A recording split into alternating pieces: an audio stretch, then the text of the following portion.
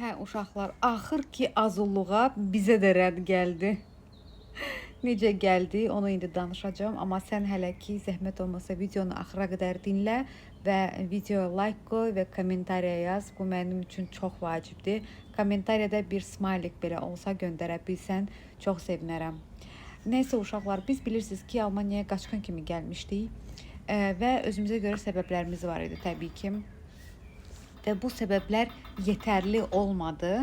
Mənim yoldaşım Türk vətəndaşıdır, bilirsiniz və yəni səbəblərimiz bəs eləmədim. Və biz 2 ilə yaxındır ki, məhkəmədən cavab gözləyirdik. Və axır ki o cavab gəldi və rədd cavabı gəldi təbii ki.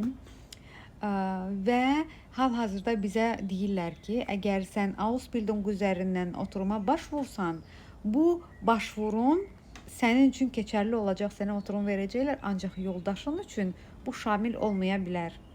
Təsəvvür edirsiniz bu nə deməkdir? İndi biz nə edəcəyik, heç bir fikrim yoxdur hələ ki.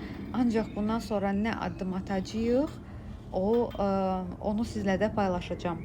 Və nəyə görə o Ausbildung oturumu yoldaşım üçün şamil olmaya bilər? Çünki bizim hələ ki övladımız yoxdur.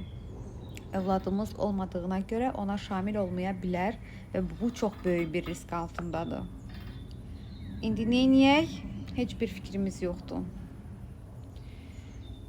Görək nə olur, xəbərdar eləyəcəm sizi.